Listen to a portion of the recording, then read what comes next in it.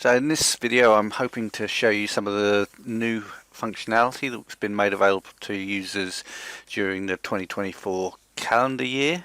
So this includes two stable releases that we've provided to users in this time, which is 2024-1-1, which we released in February, March time of this year, and 2024-2-1, which we released around July, August time. So I'm going to show you some of the functionality or the new capability, or talk about some of the new capability that we added into this release. So as part of the 2024-1-1 release, we added support for the Slurm queuing and cluster management system. So this allows you to run jobs and schedule jobs using the Slurm queue functions. And we also created a very simple Slurm queue management application, which basically looks like this. It will show you any jobs that are queued on your queues, and then allows you to cancel, hold, release jobs as required on that queue. So you can sort of give you some way of controlling what's on there. If you accidentally submit jobs that you need to get rid of and clean up, you can cancel them very simply. So it just provides simple interface for that. The highlights of the release were around providing some, I guess, what is fairly standard functionality for land or 3D land processing, which is, and sort of 3D marine processing as well in some respects, is 3D FKK filtering solutions and FXY decon. So I'll show you some examples of 3D FKK. I'll just show you a job flow first, just so that you can get a feel for the parameterization. So yeah, the module is called FKK filter, and basically you specify keep and reject velocity filters. You have some capability to protect data using a taper, and cut parameters, and then also gives you the opportunity to decide where you want to apply in terms of frequency, so you can pass frequencies above a certain point. So in this example job flow, we would only be filtering data between these, inside the reject part of the velocity filter, and with a maximum frequency of 25 Hertz. And then I'll just show you some example data, just so you can get a feel for what the application works like. So we have two shots. So we've got our input to FK filter, and you can see the sort of ground roll noise there. That is what we'd ideally like to get rid of. I'm not saying that this is necessarily the best result, but you can see that with the FK filter applied, that we're removing some of that noise within the cone that we've defined in terms of that velocity taper, and you can see how it's changing across the different receiver lines. So that's our FKK filter, and that was available in 2024-1-1. And then the other application that we added in was FXY decon, and I'll just bring up the module for that as well firstly. So very simple. We provide half width of the operator in inlines and crosslines, the number of traces in a sliding window in the inline and crossline space that we're going to work across, and again a sliding window in time length as well, where we're going to operate within the inline crossline space.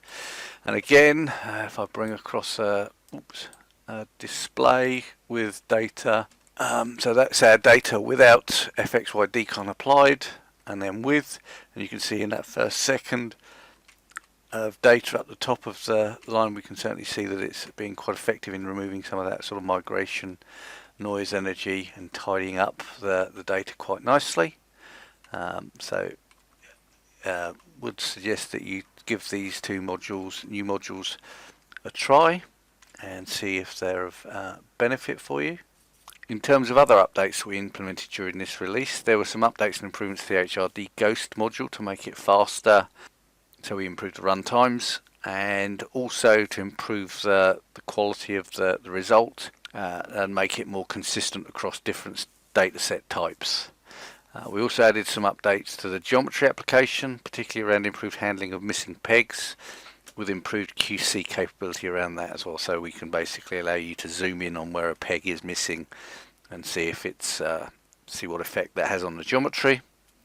And then finally, there were some updates to the RLM license server version and install to remove a security flaw that the Reprise software team had found related to the license server, so could well be worth looking at taking our latest and greatest license server install and adding that or installing that version on your system. So that's the sort of updates for 2024-1-1. For the 2024-2-1 release, headline updates were an updated or new surface consistent amplitude correction module called SCAMP or SCAMP, and I'll just sort of show you firstly the module itself. So the SCAMP module, relatively simple module.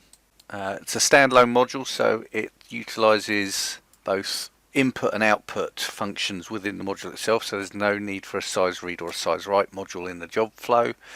And then just to show you a quick bit on the documentation, so it's for performing 5-component multi-factor surface consistent amplitude corrections. It will estimate shot, receiver, midpoint, offset and azimuth amplitude corrections, and the user has the choice as to whether it applies all these factors or corrections or just the shot and receiver ones, so you can sort of test and see what works best for you. The output file will have a bunch of new headers which will contain these updated factors or amplitude corrections, and so that's scamp DW, scamp shot underscore DW, scamp rec underscore DW and scamp underscore fact. DW's headers are discussed below, and the scamp fact will contain the amplitude correction applied to the traces. So that scamp fact header will basically be either just the sum of the shot and receiver corrections for each trace, or will be the sum of all the different corrections for the entire trace. The user can also choose whether the type of amplitude that it's being used to scale by, from median, max, mean, magnitude, median Hilbert, max Hilbert, mean Hilbert. There's benefits for these for different situations. So if you've got particularly noisy data, then median or median Hilbert might be more effective than mean or max. So the scamp shot DW and scamp rec are measurements of the amount of deweighting. So basically DW stands for deweighting, so how much the data has been downscaled based on the shot amplitude correction or the receiver amplitude correction, or I guess ultimately the scamp DW contains the amount of deweighting applied to the amplitude measurement from the trace originally. So between 0 and 1 effectively. So yeah, basically your controls there are the sort of scaling you're going to apply, whether it's all of those 5 components I've mentioned previously, or just shot and receiver. The type that you're going to apply, the maximum number of factors you're going to use to estimate that correction from, and then other controls as well. And then I'll just show you some some results on our standard 2D land tutorial data set. So that's our input raw shots, and if I toggle that between 1 and 2, you can see that we're beginning to smooth out a lot of those sort of amplitude variations across the shot record. It's far more consistent than it is on the raw data, and that's using a mean correction. And then similarly I can then compare between median Hilbert and input and between mean and median. So you can see there's a subtle difference. This data is relatively clean, so there's probably not a massive difference between the two, but you can see roughly what the data's doing. So that's the new SCAMP module. If you take a look at that, your feedback would be appreciated. And as a sort of a sister module to that, we are currently in the process of developing for the next release, 2025-1, a surface consistent deconvolution module called SC-SPECT, which will work in a very similar way to SCAMP, i.e. it will be an input-output module, single module flow to run, and will again give you control of running that surface consistent decon either on shots and receivers only, or shots, receivers, CDPs, common offsets and common azimuth. One of the other updates to the 2024-2-1 release was the ability for the 3D viewer to read and display HDF5 files. So I've got an HDF5 file loaded into the web browser here, and so you can see that that's loaded in. The name of the file's up there, HB3DRstack HDF5. You can see I can rotate it around and see the inline cross lines. I can zoom out or zoom in on that HDF5 file quite effectively. And then I use the slider bars to move up and down between different inlines on the data. So again, that makes that 3D viewer a lot more useful throughout the life of the processing of the seismic data, in that you can view and display HDF5 files as you go through, not just SegY files. So some other things we had in that release, if I go to the statics directory, 2D land again, so if I go to statics, view statics display, and select some files. So there's files in there. I can right mouse button click.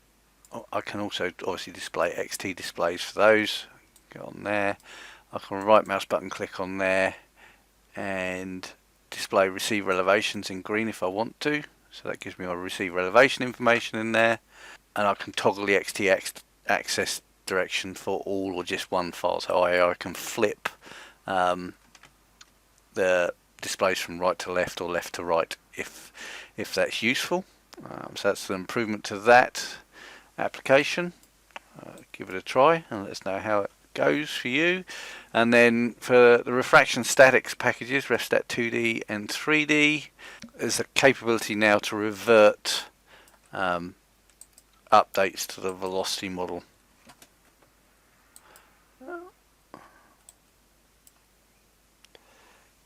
If I pull in the two windows, I've got our Earth model and our refractions. So you can see also one thing we've added in is the ability to choose how you plot the first break picks.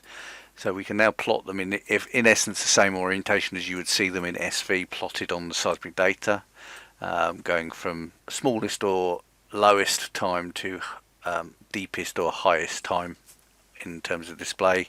And again, we can swap that around, so you can plot it in the classic fashion that Claritas has always plotted these in RefStat, or in this new rotation, if you like. And then if I take this one and for instance, if I click on the Vels button to bring up the velocity display, I can then start moving things as I would typically do when running analysis. So shuffle down there, and then I can click on undo move V to undo it. I could double the number of picks. I can undo that double, and I can also run a complete iteration if I run in the calculate button, and then I can make some changes to the velocity model, move that down there, and then maybe possibly move all V mins like that, and then I can click on revert to undo to initial state and go yes, and go back to exactly how the data was when I first started trying to change the layers, etc. So it makes changing or undoing unwanted changes relatively simple and easy. And obviously if you decide you've got yourself into a bit of a mess when you've been playing around with the velocity model or the Earth model, you can click on the revert and go back to its original state and start playing again. So that's quite useful. And then we've also had some improvements again to the geometry application. So in this is particularly designed for ultra high resolution marine surveys where there's a requirement to keep the CDP line quite close to the ship track when it was acquired. We've removed the limit on the maximum number of hit points for crooked line binning. So that allows you to basically make sure that you're keeping to that ship track as required. And there's been another update to the RLM licensed server version with a new UI UX for the web server. So again, if you install the latest and greatest RLM server, you'll have the most secure and hopefully a nice, simple, easy to use web interface to check and update your licenses with. Anyway, that's what's new in 2024. If you have any questions, please do contact Claritas on the support@globeclaritas.com email address, and thank you for your time.